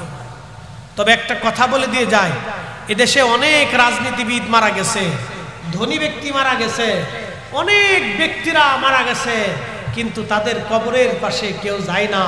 কিন্তু আজকে দেখেন তো, এদেশের যত ওলি আসছে তাদের মাজারে, তাদের কবরের পাশে, তাদের মাজারের পাশে মানুষ যে বসে বসে জিয়ারত করে, তাদের জন্য দোয়া করে। কথা কন না কেন? ঠিক কিনা? কেন করে? তারা মুকুটহীন সম্রাট, তারা সীমাহীন সীমানাবিহীন রাজ্যাধিপতি। তাদের রাজ্যের কোনো সীমানা নাই, তাদের রাজ্যের সীমানা মানুষ যত দূর পর্যন্ত আছে, তাদের সীমানা তত দূর পর্যন্ত। কারণ তারা মানুষের জন্য কাজ করত,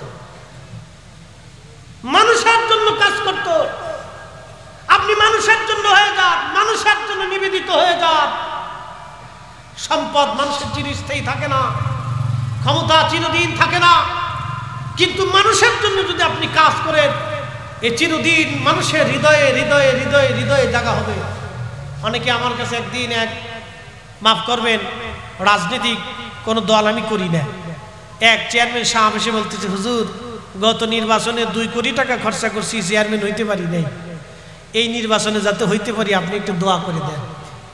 আমি তার বললাম, চেয়ারম্যান সাহেব 2টা কথা বলি, মনে কিছু নিয়েন না। আপনারা তো দুনিয়ার একটা চেয়ার পাওয়ার জন্য 2 কোটি টাকা খরচা করছেন, কিন্তু চেয়ারটা পান নাই। আবার 2 কোটি টাকা খরচা করবেন একটা চেয়ারের জন্য, পাবেন কি পাবেন না কোনো গ্যারান্টি নাই বাবা। আমি বললাম, একটা চেয়ারের জন্য 2 টানে আপনার 4 কোটি টাকা খরচা। আমি বললাম, বাবাজি দুনিয়ার একটা চেয়ারের জন্য 4 কোটি টাকা খরচা না করে এই 4 কোটি টাকা যদি আপনি গরিব মানুষের জন্য খরচা করতেন, তাহলে মানুষের হৃদয়ের চেয়ারে আপনার আসন হতো, এই চেয়ার থেকে আপনাকে কেউ সরাইতে পারতো না। কি কথা কন না কেন? এই কাজে নাই, এই কাজে খরচা করে না মানুষ, এই কাজে খরচা করে না। খালি দুনিয়ার চেয়ারের জন্য সবাই পাগল হয়ে যায়।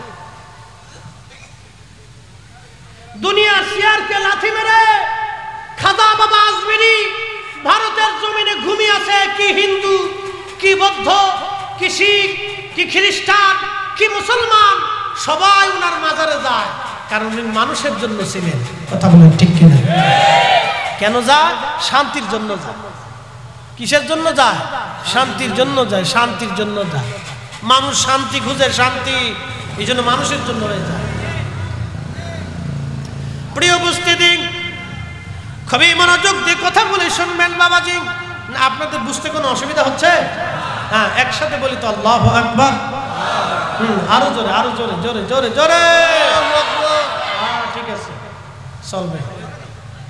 রাত তো বেশি না, এখন প্রথম ফার্স্ট টাইম। সুন্দর হয়েছে, আল্লাহ যা করে ভালো লাগেই করে। তা মনোযোগ দিয়ে, এই যত নবী ওলিরা দুনিয়াতে আসছেন তারা মানুষের জন্য ছিল। আমি বলতেছি, আল্লাহর নবীকে কোলে নিলেন হালিমাতুস সাদিয়া, দুগ্ধ পান করাইতে লাগলেন। তিনি বলেন, আমার উট, এই উটটা রশি ছিল, দৌড়াইয়া কাবা ঘরের সামনে যাইয়া কাবার সামনে সেজদায় পড়ে গেল। সুবহানাল্লাহ বললেন না? কাবার সামনে যে উট সেজদায় পড়ে গেল। হযরত হালিমাতুস সাদিয়া বলেন, আল্লাহর নবী বড় হয়ে গেলেন, আমার থেকে চলে গেলেন, দিয়ে আসলাম মায়ের কোলে। 40 বছর বয়সে কোরআন নাজিল হলো, নবুয়ত আসলো। দেরি করি নাই, কালেমা পড়ে ফেলছি, কারণ আমি ছোটকালে যা দেখছি তাহা বড় আশ্চর্য। আমি নবীকে জীবনে কোনোদিন উলঙ্গ দেখি নাই, এমনকি আমি তার মা ছিলাম, ধাত্রী মা। 4টা বছর নবী আমার কাছে থাকছেন, গোসল করাইছি, পায়খানা পেশাব পরিষ্কার করেছি, কিন্তু নবীজির গুপ্তাঙ্গ কোনোদিন আমি দেখি নাই। ওইখানে তাকাইলে শুধু নূর দেখতে পাইতাম। একবার জোরে বলবেন কি আল্লাহু আকবার? আরো জোরে বলেন আল্লাহু আকবার। কল্পনা করতে পারবেন 4 বছর একজন মহিষী নারী মা, তিনি আমার রাসূলের গুপ্তাঙ্গ কোনোদিনও দেখতে পারেন। আপনি এর বৈজ্ঞানিক ব্যাখ্যা কি দিবেন? আপনি বৈজ্ঞানিক ব্যাখ্যা কি করে দিবেন এটা বলেন? উনি তো নিজে রাজ সাক্ষী। হালিমাতুস সাদিয়া তো নিজে বলতেছেন আমি 4 বছরে তার গুপ্তাঙ্গ আমি জীবনে দেখি নাই, যখনই তাকাইতাম শুধু নূর দেখতাম। আপনি এর বৈজ্ঞানিক ব্যাখ্যা কি করবেন? খালি চিৎকার দিয়ে বললেই হবে নাকি রাসূল আমার মতো আর আমি রাসূলের মতো? আপনি চিৎকার দিয়ে বললে হবে নাকি? টুপি মাথায় দিয়ে বললে হবে নাকি? পাগড়ি মাথায় দিয়ে বললে হবে নাকি? বিরাট বড় শায়েখ মুফতি মুহাদ্দিস যাই বলেন বললে হবে নাকি? প্রিয় মুসলমান আমার, হাজরাতে হালিমাতুস সাদিয়া রাদিয়াল্লাহু আনহা বলেন, নবীজি আমি মদিনাতুল মুনাওয়ারা আসলাম। আসার পরে আল্লাহ রাসূল বসে আছেন, চারপাশে সাহাবায়ে কেরাম বসে আছে। নবীজি নসিহত করতেছিলেন সাহাবীদেরকে। এমন সময় হালিমাতুস সাদিয়া রাদিয়াল্লাহু আনহা আসলেন। এ যুবকরা সবাই শুনে নেন, মাকে কি করে সম্মান করতে হয়, মাকে কি করে সম্মান করতে হয় নবীজি একবারে হাতে কলমে শিখাই দিলেন। হযরত হালিমাতুস সাদিয়া বললেন, আহা নবীজি। হালিমাকে দেখার সঙ্গে সঙ্গে নবীজি দাঁড়ায় গেলেন। আল্লাহর হাবিবের গা মুবারকে সবসময় একটা চাদর থাকতো। নবীজি চাদর ব্যবহার করতেন। আরবে চাদরের দরকার হয়, চাদর ব্যবহার করতেন নবীজি। আল্লাহু আকবার। হালিমা বলতেছেন, ওই চাদরখানা নবীজি আমার সামনে বিছাই দিলেন। সাহাবীরা শুনে গেল।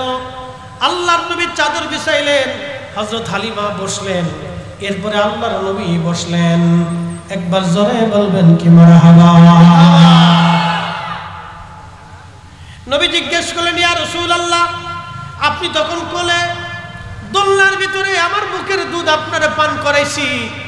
নবীজি একটা প্রশ্নের জবাব কি আপনি দয়া করে দিবেন? আল্লাহর নবী বলেন, মা বলেন কি প্রশ্ন? হযরত হালিমা বলেন, ইয়া রাসূলুল্লাহ, আপনি আমার ডান স্তনের দুগ্ধ পান করতেন, কিন্তু কোনোদিন বাম স্তনের দুগ্ধ আপনারে পান করাইতে পারি নাই। আমি 1000 চেষ্টা করেছি আপনাকে বাম স্তনের দুগ্ধ পান করার জন্য, কিন্তু আপনি কখনো বাম স্তনের দুগ্ধ পান করেন নাই।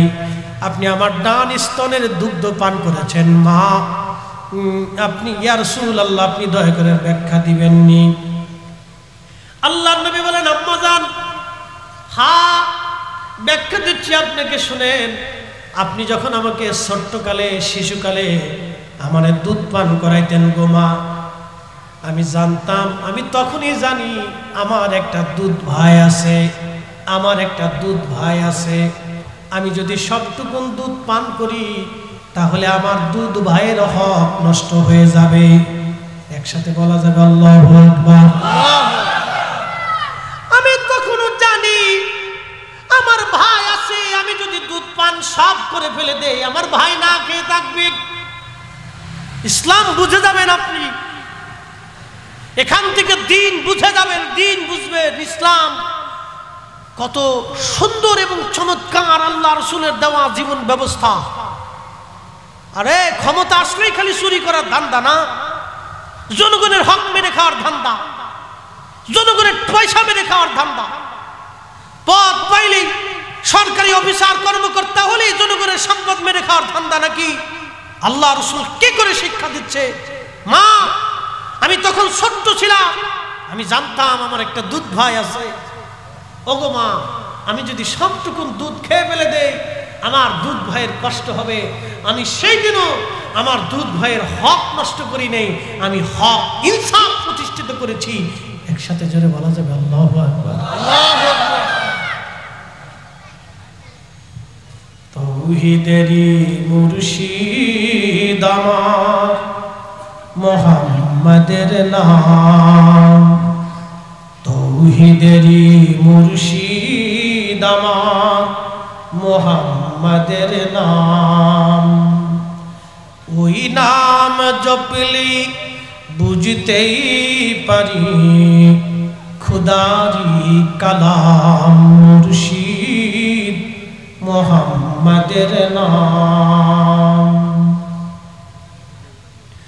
রাঙ্গামাটির মুসলমান ঠিক ওই সময় নবীজি ইনসাফ প্রতিষ্ঠিত করলেন। এই জন্য কোরআনে আল্লাহ বললেন, ইন্নাল্লাহা ইয়া'মুরু বিল আদলি ওয়াল ইহসানি ওয়া ইতা'i যিল কুরবা ওয়া ইয়ানহা আনিল ফাহশাই ওয়াল মুনকার। আমি আল্লাহ তোমাদেরকে নির্দেশ দিলাম, দুনিয়াতে তোমরা ন্যায় কাজ করবা, অন্যায় করবা না, অন্যায় করবা না, অন্যায় করবা না, অন্যায় করবা না, অন্যায়কে সমর্থন করবা না, ন্যায় করবা। দুনিয়াতে তোমরা অন্যায় করবা না, ন্যায় করবা, অন্যায় করবা না, ন্যায় করবা, অন্যায় করবা না, ন্যায় করবা। আল্লাহু আকবার। আমার নবীজি দেখেন, তখনও যুদ্ধ হতো, এখনো যুদ্ধ হয়। আমার রসুলের জীবনের যুদ্ধে যদি আপনি দেখেন, নবীজি অনেকগুলি যুদ্ধে অংশগ্রহণ করেছেন, কিন্তু আপনি পরিসংখ্যান যদি দেখেন, মাত্র কয়েকশো মানুষ নিহত হয়েছে এতগুলি যুদ্ধে। আর বর্তমান যুদ্ধ যদি আপনি দেখেন, ইসরায়েলের দিকে যদি আপনি তাকান, তাহলে দেখবেন নিরীহ ফিলিস্তিনিদেরকে তারা ৭৫ বছর ধরে ধরে মারতেছে। ৭৫ বছর ধরে ধরে তারা মারতেছে। নিরীহ ফিলিস্তিনিরা তারা তাদের অধিকার চায়। ৭৫ বছর ধরে ধরে নিরীহ ফিলিস্তিনিদেরকে তারা মারতেছে।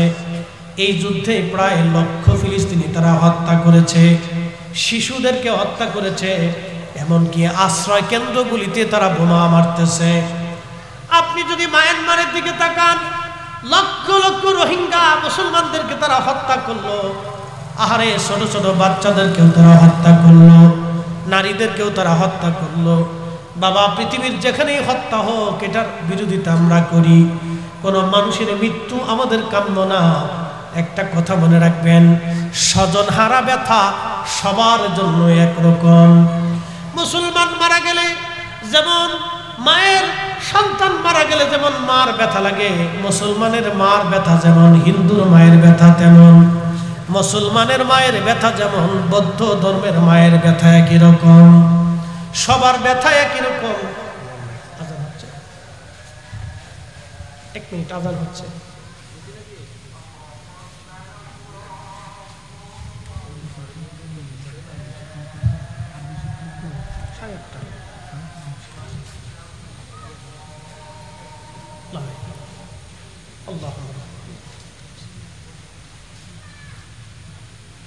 দুরূদ পড়ি, আল্লাহুম্মা সাল্লি আলা সাইয়্যিদিনা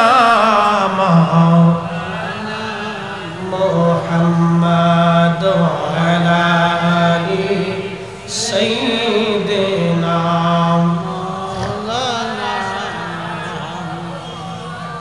তুমি আল্লাহর প্যারা হাবিব, তোমার তুলনা নাই কেউ আর, তোমার মতো আকাশ ভ্রমণ করেনি কোন পয়গম্বর।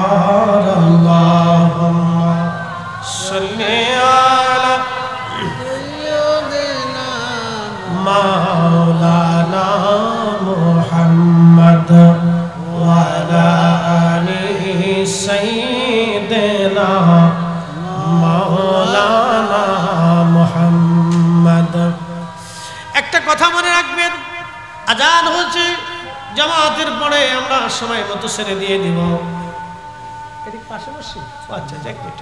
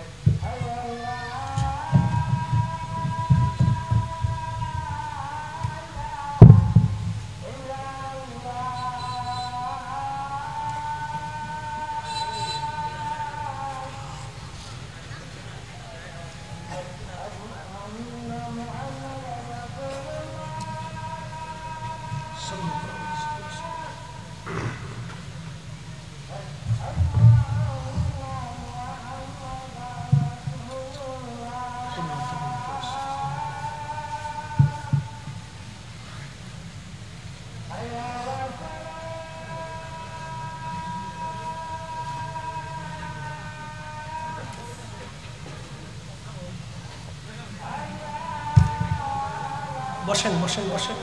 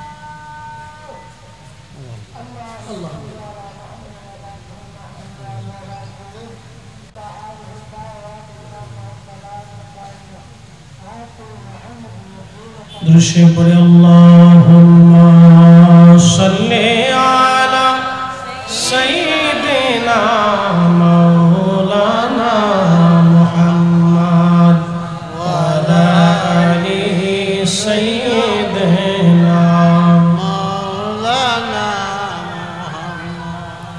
বন্ধুগণ, সময়ের সংক্ষিপ্ততা, অল্প সময়, লম্বা কথা বাড়ানো যাবে না, মুক্তাসার সময়ের ভিতরে শেষ করে দেব। খুব মনোযোগ দিয়েন। বলছিলাম সবার ব্যথা একই রকম, এই জন্য কোনো হত্যা, নিরপরাধ কোনো মানুষ মেরে ফেলে দেওয়া, এটা ইসলাম কোনোদিন মেনে নেয় না। আল্লাহর কোরআন বলল, মান কাতালা নাফসান বিগাইরি নাফসিন আও ফাসাদিন ফিল আরদি ফাকান্নামা কাতালান নাস জামিআ। তোমরা যদি নিরপরাধ একজন মানুষকে মেরে ফেলে দাও, আল্লাহর কোরআন বলতেছে তামাম দুনিয়ার মানুষ মেরে ফেলে দিলে যে গুনাহ হবে, একজন নিরপরাধ মানুষ মেরে ফেললে সেই গুনাহ হবে। আর একজন নিরপরাধ মানুষকে তোমরা যদি বাঁচায় দাও, সারা পৃথিবীর মানুষ বাঁচাইলে যেই সওয়াব হবে, একজন নিরপরাধ মানুষকে বাঁচাইলে সেই সওয়াব আল্লাহ দিবে। সুবহানাল্লাহ বলা যাবে না? এখানে কিন্তু মান কাতালা নাফস বলা হয়েছে, এখানে কোনো ধর্ম বলা হয় নাই, কোনো দেশ বলা হয় নাই, কোনো গোষ্ঠী বলা হয় নাই, বলা হয়েছে মানুষ। যে কোনো মানুষকে তুমি যদি বাঁচাও, সারা পৃথিবীর মানুষ বাঁচাইলে যে সওয়াব হয়, একজন নিরপরাধ মানুষকে বাঁচাই দিলে সেই নাকি হয়। আর একজন নিরপরাধ মানুষ মেরে ফেললে যে গুনাহ হবে, সারা পৃথিবীর মানুষ মেরে ফেললে যে গুনাহ হয়, একজন নিরপরাধ মানুষকে মেরে ফেললে সেই গুনাহ হবে। এটা ইসলাম শিখিয়েছে। এই জন্য আপনার সন্তান আপনার কাছে যেমন নিরপরাধ, অন্য ধর্মের সন্তান, মায়ের সন্তান আপনার কাছে এরকম নিরাপদ হতে হবে। আপনার ক্ষুধা যেমন অন্য ধর্মের মানুষের ক্ষুধা একই রকম। আপনার প্রতিবেশী যদি সে দরিদ্র হয়, পীড়িত হয়, সে যে ধর্মেরই হোক, কোন ধর্ম যদি না মানে, তার ঘরে যায় খাবার পৌঁছানো আপনার দায়িত্ব। আপনার ঘর থেকে তার ঘরে খাবার পৌঁছানো আপনার দায়িত্ব। এটা ইসলাম, এটা শিখিয়েছে। একটা ঘটনা বলে আপনাদেরকে নিয়ে, বাইরের মাইকটা দাও, সময় আছে 10 মিনিট আছে, বাইরের মাইকটা দাও। একটা ঘটনা বলে আমি আপনাদের কাছে দোয়া করব, বেশি লম্বা না। মুসলিম মিল্লাতের 4 জন খলিফা, একজন খলিফার নাম হযরত আলী। খলিফার নাম কি? জোরে বলেন, জোরে জোরে। ওনার কি নেকের অভাব আছে? কোনো নেকির অভাব ছিল না। ওনার 2টা বেটা জান্নাতের যুবকদের সর্দার। ওনার স্ত্রী ফাতেমাতুজ জাহরা জান্নাতের নারীদের সর্দারিনী। ওনার শাশুড়ি আম্মাজান খাদিজাতুল কুবরা, আল্লাহু আকবার, তিনি মহিয়সী নারী, তাহেরা তাইয়্যিবা। ওনার শ্বশুর রাহমাতুল লিল আলামিন। পুরা ঘরটাই জান্নাত। একসাথে বলা যাবে না আল্লাহু আকবার? পুরা ঘর কি? পুরা ঘরটাই জান্নাত। কিন্তু ওনার বিষয়টা কেউ জানতো না। উনি ইন্তেকাল করলেন, উনাকে খারিজি উগ্রপন্থী নির্মমভাবে তাকে শহীদ করলো মসজিদের ভিতরে। হযরত আলী রাদিয়াল্লাহু আনহু শহীদ হয়ে গেলেন, ওনার জানাজা হলো। জানাজা হয়ে যাওয়ার পরে ওনাকে যখন কবরের দিকে নিয়ে যাওয়া হচ্ছে, ঠিক তখনই একজন খ্রিস্টান মেয়ে অন্ধ, তিনি কুফার মসজিদের পাশে এসে তিনি বলতেছিলেন, এ মুসলমানেরা, তোমরা বলো আমার খলিফা কি দুনিয়াতে বাঁচা আছে না মারা গেছে? এই ঘটনা সারা জীবন আপনি মনে রাখবেন, তাহলে বুঝবেন ইসলাম কি জিনিস। ইসলামের কাছে অন্য অন্য ধর্মের মানুষ কতটা নিরাপদ থাকবে আপনি ঘটনা থেকে বুঝে যাবেন। বিশৃঙ্খলা, উচ্ছৃঙ্খলা, উগ্রপন্থীতে ইসলাম শিখাই নাই, কোনোদিন কখনোই শিখাই নেই ইসলাম। খ্রিস্টান নারী, শোনা যান, আজকে অন্ধ একটা মেয়ে, অন্ধ ছিল, যুবতী অন্ধ, চোখে দেখত না। হযরত আলীর ইন্তেকালের পরে এই যুবতী এসে কুফার সেন্ট্রাল মসজিদ, গভর্নর মসজিদ, সেই মসজিদের পাশে দাঁড়ায় কান্দে আর বলে, মুসলমানরা বলো আমার খলিফা কি মারা গেছে? লোকেরা বলল, ও অন্ধ খ্রিস্টান মেয়ে, খলিফা দিয়ে তুমি কি করবা? বলতেছে, বলো আমার খলিফা কি বেঁচে আছে না মরে গেছে? বলে, না, তিনি মারা গেছেন। তার জানাজা নিয়ে যাওয়া হচ্ছে, কবরস্থ করা হবে আজ। মেয়েটা আরো বেশি বেশি করে কান্না করতেছিল। লোকেরা বলল, তুমি কেন কান্দো? তুমি তো অন্য ধর্মের মানুষ, তুমি অন্ধ একটা মেয়ে, খলিফার জন্য তুমি কেন কান্না করো? মেয়েটা বলতেছে, দুনিয়ার মানুষ তোমরা শোনো, যদিও খলিফা মুসলিম ধর্মের, কিন্তু আমি একজন খ্রিস্টান অন্ধ মেয়ে, আমার খলিফা কেন কান্না করি শোনো। প্রত্যেক দিন রাত্রিবেলা মসজিদ থেকে নামাজ পড়ে যাওয়ার সময় আমার খলিফা আমার ঘরের মধ্যে ঢুকতেন, ঢুকিয়া আমার অভাব প্রয়োজন সবকিছু মিটাইতেন, আমার খাবার দিতেন, প্রয়োজন সামগ্রী, প্রত্যেক রাত্রিবেলা আমার খোঁজ খবর নিতেন, আমি কেমন আছি, কোন অবস্থায় আছি, আমার কিছু লাগবে কিনা, প্রত্যেক দিন খোঁজ নিয়ে আমার খলিফা আমার কাছ থেকে তিনি চলে যাইতেন। যদি তিনি কোথাও সফরে যাইতেন তাহলে আমার প্রয়োজন সামগ্রী দিয়ে তারপরে তিনি যাইতেন, আবার আসিয়া তিনি আমার খোঁজ খবর নিতেন। আজকে 3 রাত আমার খলিফা আমার কাছে যাই নাই, 3 রজনী আমার কোনো খোঁজ খবর নেই নাই, কোনো লোক পাঠায় নাই।